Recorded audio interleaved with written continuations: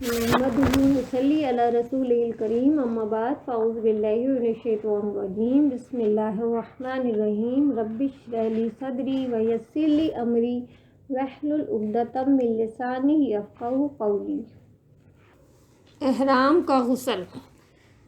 हज़रत ज़ैद बिन साबित रज़ी अल्लाह अन्हु रिवायत करते हैं कि हज का एहराम बांधते वक्त रसूल अकरम सल्लल्लाहु अलैहि वसल्लम ने गुस्ल फरमाया। तो ये भी हदीस है। तो एहराम को बांधने वक्त क्या करना है? गुस्ल करना है। एहराम कब बांधा जाता है? जब हम हज के लिए जाते हैं या उम्रे के लिए जाते हैं। उसके बाद मक्के में दाखिल होने का गुस्ल। हज़रत इब्ने उमर रज़ी अल्लाह अन्हु फरमाते हैं कि रसूलुल्लाह सल्लल्लाहु अलैहि वसल्लम मक्के में दाखिल होते वक्त गुस्ल करते थे। तो ये दोनों वक्तों में भी गुस्ल करना ज़रूरी है। इसके बाद मिसवाक का बयान। हज़रत हुज़ैफ़ा रज़ी अल्लाह अन्हु फरमाते हैं कि रसूल अकरम सल्लल्लाहु अलैहि वसल्लम जब रात को तहज्जुद के लिए उठते तो मिसवाक फरमाते। हज़रत इब्ने अब्बास रज़ी अल्लाह अन्हु फरमाते हैं कि नबी अकरम सल्लल्लाहु अलैहि वसल्लम रात को हर 2 रकत के बाद मिसवाक करते। सैयदना आयशा रज़ी अल्लाह अन्हा से रिवायत है कि रसूलुल्लाह सल्लल्लाहु अलैहि वसल्लम ने फरमाया, मिसवाक मुँह के लिए तहारत का सबब है और अल्लाह की रज़ामंदी का ज़रिया है। जो हम बाकी चीज़ें यूज़ करते हैं ना, ब्रश, टूथपेस्ट और किसी भी तरह से अपने आप को मुंह को साफ़ करने की कोशिश करते हैं, तो उन सबसे बेहतरीन तरीका क्या है? मिसवाक। क्यों? सबसे पहला रीज़न ये है कि इसको हमारे अल्लाह के रसूल ने किया, सुन्नत है। और प्यारे नबी सल्लल्लाहु अलैहि वसल्लम की एक हदीस है जिसका मसूफ़ है कि जिब्रील अलैहिस्सलाम जब भी आते थे तो मुझे हुक्म देते थे कि ए नबी मिसवाक कीजिए। ए नबी कहने लगे कि इतनी बार उन्होंने कहा कि मुझे ये डर हुआ कि कहीं मेरे मसूड़े ही ना छिल जाएं। और आज हम बहुत सारी बीमारियों के इलाज के लिए भागते रहते हैं डॉक्टरों के पास, और मिसवाक की सुन्नत को छोड़ के बैठ गए हैं। मिसवाक हर नमाज में जब हम वज़ू करते हैं उसके पहले, तो एक मिसवाक करने से जो सवाब मिलता है वो नॉर्मल वज़ू के मुकाबले में 70 गुना है। एक आपने वज़ू किया बिना मिसवाक का और एक किया मिसवाक के साथ, तो बेहतर है कि हम लोग हर बार मिसवाक करें। और मिसवाक आपके toothpaste, toothbrush, mouth freshener, mouth wash, पता नहीं क्या क्या आ गया है, उन सब से बेहतर है। हम सुन्नत को छोड़ के ना ये सब चीज़ें फॉलो करते हैं और दांतों की हज़ारों बीमारियों में फंस जाते हैं। हज़रत अबू हुरैरा रज़ी अल्लाह अन्हु से रिवायत है कि रसूल अकरम सल्लल्लाहु अलैहि वसल्लम ने फरमाया, अगर मैं अपनी उम्मत के लिए मुश्किल ना जानता तो अपनी उम्मत को इशा की नमाज में ताख़ीर करने और हर नमाज से पहले मिसवाक करने का हुक्म देता। मतलब प्यारे नबी को ये डर था कि उम्मत जो है कहीं परेशान ना हो। कई बार ऐसा होता है कि नहीं मिलता है मिसवाक, ठीक है, तो इस वजह से इसको कंपलसरी नहीं किया गया, लेकिन बेहतर है। इसके बाद वज़ू का बयान। नींद से जागकर पहले हाथ धोएं। हज़रत अबू हुरैरा रज़ी अल्लाह अन्हु रिवायत करते हैं कि रसूल अकरम सल्लल्लाहु अलैहि वसल्लम ने फरमाया, जब तुम नींद से जागो तो अपना हाथ पानी के बर्तन में ना डालो जब तक कि उसको 3 बार ना धो लो, क्योंकि तुम नहीं जानते कि इस हाथ ने रात कहाँ गुजारी। क्योंकि हमें अपने आप का होश नहीं होता ना सोते वक्त, तो हमें नहीं मालूम कि हमारी हाथों को हमने कहाँ छू लिया, कोई गंदी जगह छू ली या नाक वाक में डाल लिया या गंदगी कुछ छू ली, तो उसको उठा के फ़ौरन पानी वाली जगह पे नहीं डाल देना है, पानी की बोतल भी नहीं पकड़ लेना। सबसे पहले क्या करना है? हाथों को 3 बार धोना है। कब? जब भी हम सो के उठें। मतलब ये है कि नींद से जाकर हाथ पहुँचों तक, यानी कि आपके पाम से रिस्ट तक जहाँ आप घड़ी बांधते वहाँ तक 3-3 बार धोकर फिर इन्हें पानी के बर्तन में डालना चाहिए। हो सकता है कि रात को हाथ बदन के किसी हिस्से को लगकर पलीद हो गए हों। 3 बार नाक झाड़ें। सैयदना अबू हुरैरा रज़ी अल्लाह अन्हु रिवायत करते हैं कि रसूल अकरम सल्लल्लाहु अलैहि वसल्लम ने फरमाया, जब तुम नींद से बेदार हो फिर वज़ू का इरादा करो तो पानी चढ़ाकर 3 बार नाक झाड़ो, क्योंकि शैतान नाक के बासे में रात गुजारता है। हमारे नाक में शैतान रात गुजारता है, तो हमें 3 बार नाक झाड़ने का हुक्म है। دیکھیے یہ سب سنت چیزیں ہیں، اگر ہم یہ سب چیزیں کریں گے تو آخرت کے فائدے تو ہوں گے ہی ہوں گے، لیکن دنیا میں بھی بہت سارے فائدے ہوتے ہیں، ہم بہت ساری بیماریوں سے بچتے ہیں۔ صحابہ اکرام جو ہے نا بیمار نہیں ہوتے تھے جلدی، ٹھیک ہے، اور وہ کئی دن بھوکے رہ کے جنگ لڑ لیتے تھے، اور ہم تو اگر روزہ رکھتے ہیں تو ہمارے نارمل کام بھی ہم نہیں کر پاتے، کیونکہ ہماری لائف جو ہے سنت سے کافی دور ہو گئی۔ تو اگر ہم ان سنتوں کو فالو کریں گے تو انشاءاللہ ہم بھی بہترین زندگی گزاریں گے۔ اپنی بیماریوں کے لیے ڈاکٹر کے پاس بھاگنے سے بہتر ہے کہ ہم سنتوں کو فالو کر کے دیکھیں۔ اس کے بعد مسنون وضو کی مکمل ترکیب، جو سنت سے ثابت وضو ہے، ویسے تو ہم سب کو وضو کرنا آتا ہے، لیکن سنت سے ثابت جو ہمارے نبی نے کیا وہ ہم پڑھیں گے انشاءاللہ۔ وضو کے شروع میں بسم اللہ ضرور پڑھنی چاہیے، کیونکہ رسول اکرم صلی اللہ علیہ وسلم صحابہ اکرام سے فرمایا بسم اللہ کہتے ہوئے وضو کرو، یہ حدیث ہے تو ہم کو بسم اللہ ضرور کرنی ہے۔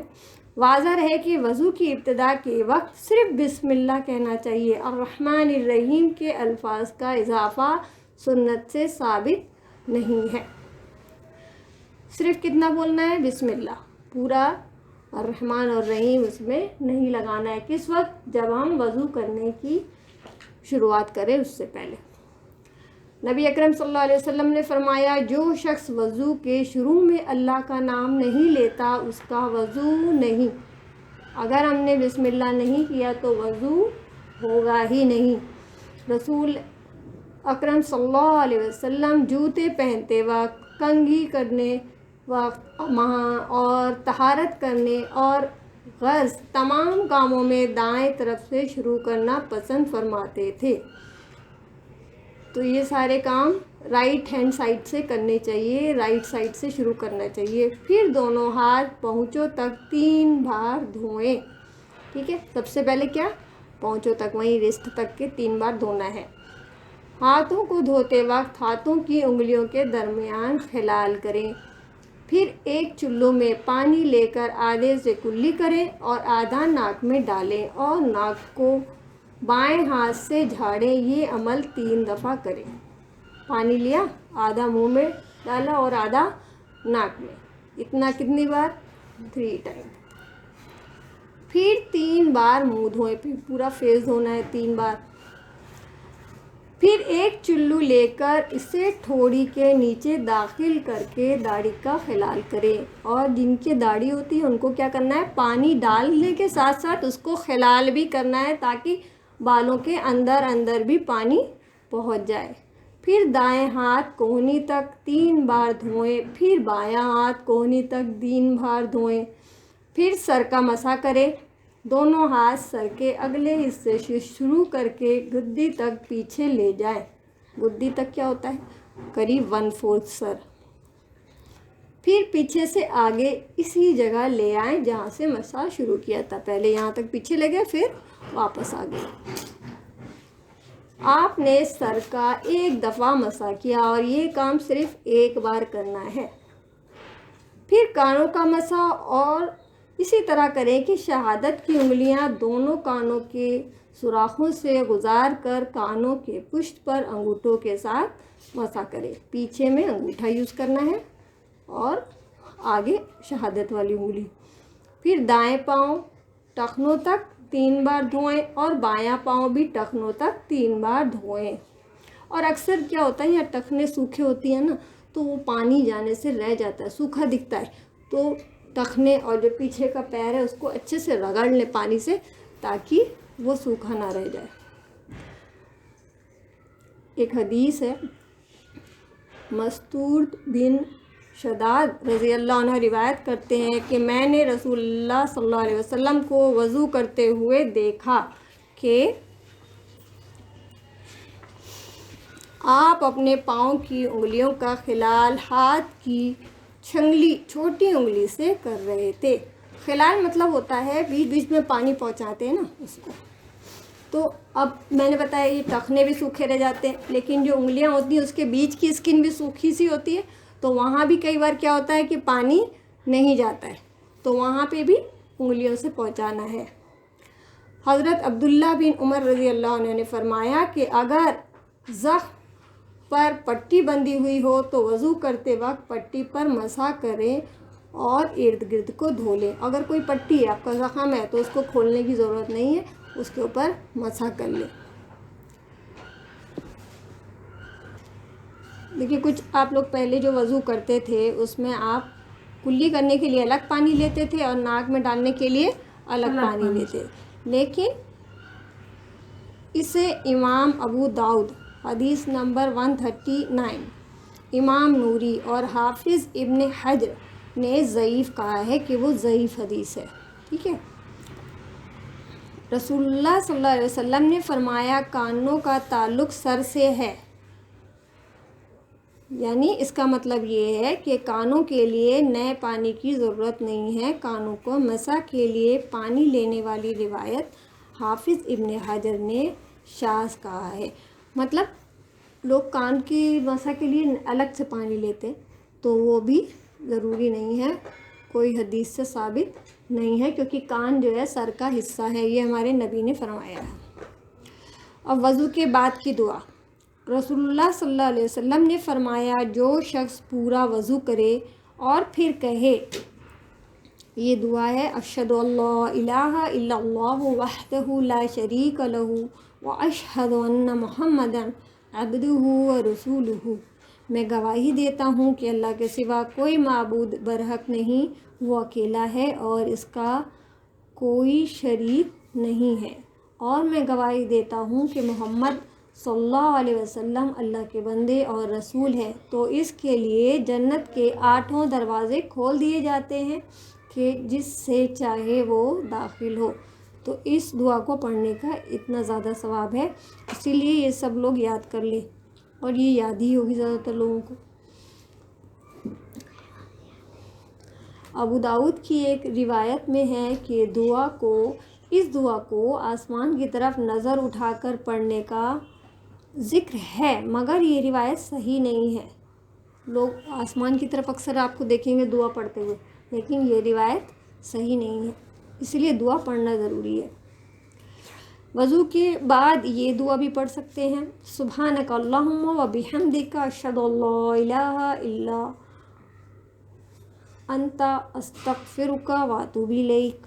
اے اللہ، تو اپنی تمام تر تعریف کے ساتھ ہر عیب سے پاک ہے، اور میں گواہی دیتا ہوں کہ تیرے سوا کوئی سچا معبود نہیں ہے، میں تجھ سے بخشش مانگتا ہوں اور تیرے حضور توبہ کرتا ہوں۔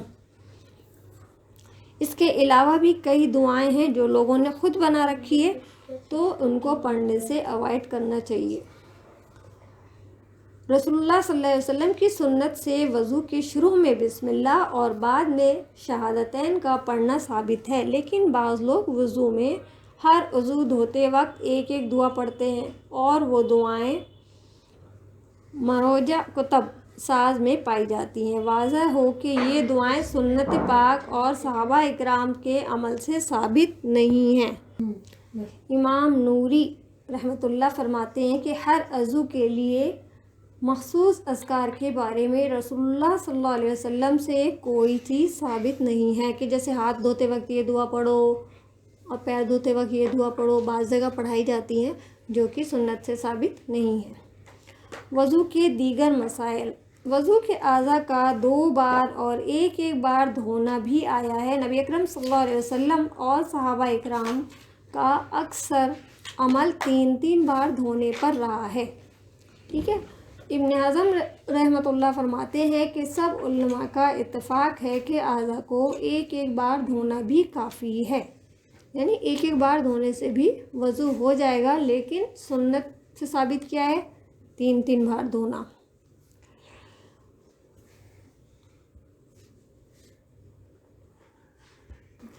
ایک اعرابی نے رسول اللہ صلی اللہ علیہ وسلم کی خدمت میں حاضر ہو کر وضو کی کیفیت دریافت کی، تو آپ نے اسے اعضاء کا 3 بار دھونا سکھایا اور فرمایا اس طرح کامل وضو ہے۔ پھر جو شخص اس 3 بار دھونے پر زیادہ کرے، پس تحقیق اس نے ترک سنت کی بنا پر برا کیا اور مسنون سے زیادتی کی اور رسول اللہ صلی اللہ علیہ وسلم کی مخالفت کر کے اپنی جان پر ظلم کیا. مطلب 3 بار سے زیادہ دفعہ نہیں دھونا ہے. ٹھیک ہے. کامل وضو، آپ نے ایک حدیث پڑھی ہے نا کہ جو سردی میں بھی کامل وضو کرے تو وہ ثواب کا باعث ہوتا ہے. تو پھر کم سے کم 3 بار دھونے کی کوشش کرنی چاہیے. سردیوں میں جب کہ ٹھنڈ لگ رہی ہوتی ہے، پانی پیارے نبی صلی اللہ علیہ وسلم کے وقت میں کیا تھا کہ پانی کو کوئی گرم تھوڑی کر سکتا تھا. کون چولہا جلائے گا، لکڑیاں جلائے گا پھر گرم کرے گا؟ تو وہ ٹھنڈے پانی سے وہ لوگ وضو کرتے تھے. اور کامل وضو پہ گناہوں کو ختم کرنے والی روایت آئی ہے کہ وہ کون سے عمل ہیں جس سے گناہ جھڑتے ہیں، بہت جلدی ختم ہوتے ہیں.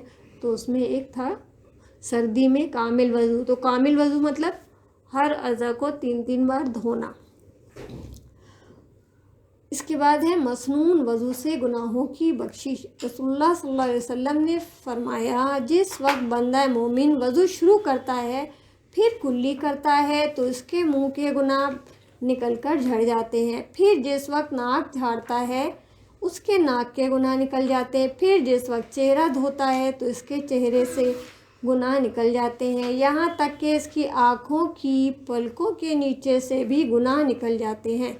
چہرہ دھوتے وقت گناہ داڑھی کے کناروں سے بھی گرتے ہیں، اور جس وقت وہ ہاتھ دھوتا ہے تو اس کے دونوں ہاتھوں سے گناہ نکل جاتے ہیں، یہاں تک کہ دونوں ہاتھوں کے ناخنوں کے پیچھے سے بھی نکل جاتے ہیں.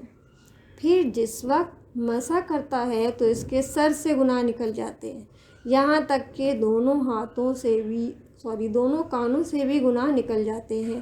پھر جس وقت پاؤں دھوتا ہے تو اس کے دونوں پاؤں سے گناہ نکل جاتے ہیں، یہاں تک کہ دونوں پاؤں کے ناخنوں کے نیچے سے بھی نکل جاتے ہیں.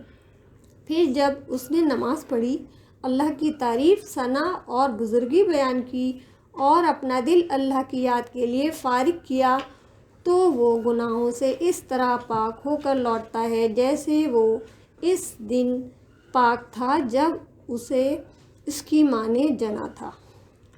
دل کو فارغ کرنا مطلب ہمارے دل میں دنیا بھر کے خیال ہر وقت گھومتے رہتے ہیں، لیکن ہم جب وضو کر کے جا نماز پہ کھڑے ہوں نماز کے لیے تو اپنے دل سے ہر پریشانی، ہر فکر، ہر خیال کو پھینک دینا چاہیے پیچھے. جیسے ہی اللہ اکبر کہیں دنیا کو پیچھے کر دیجئے. بالکل اللہ اکبر ایسے ہاتھ اوپر کیا، گئی دنیا پیچھے.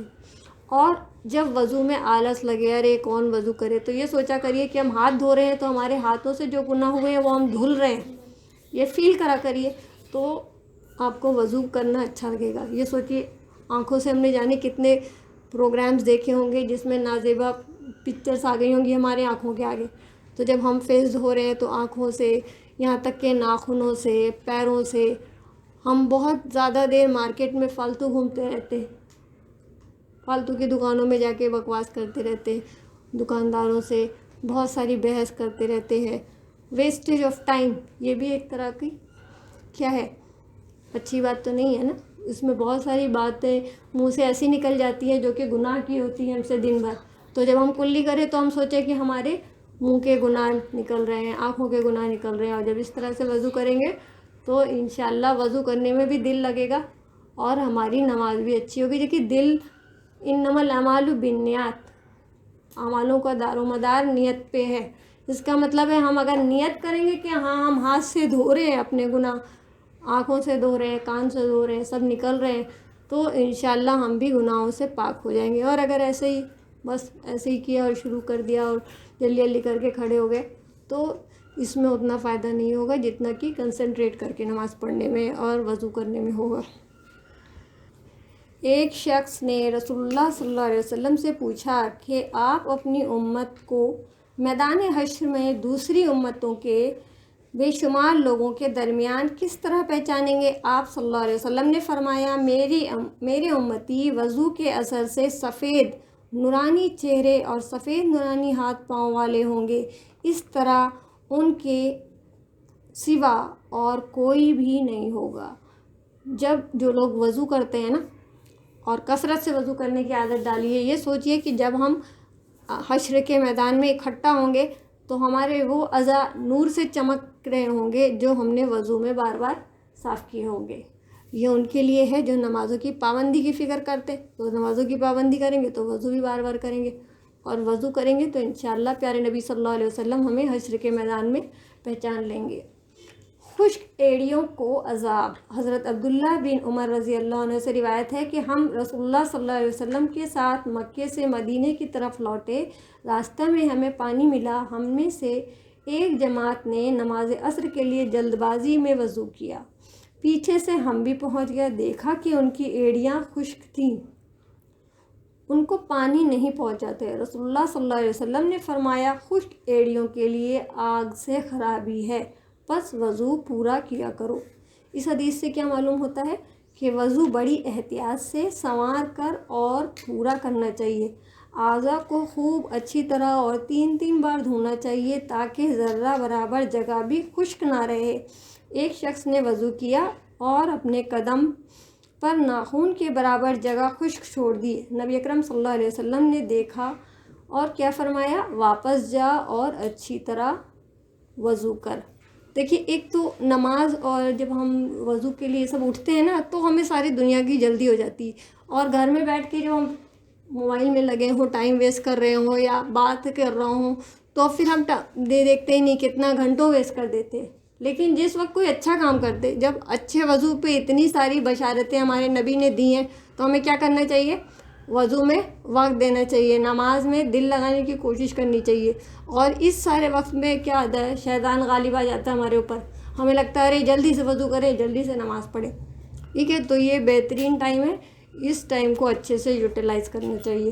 سبحانک اللہم و بحمدک، اشہد ان لا الہ الا انت، استغفرک و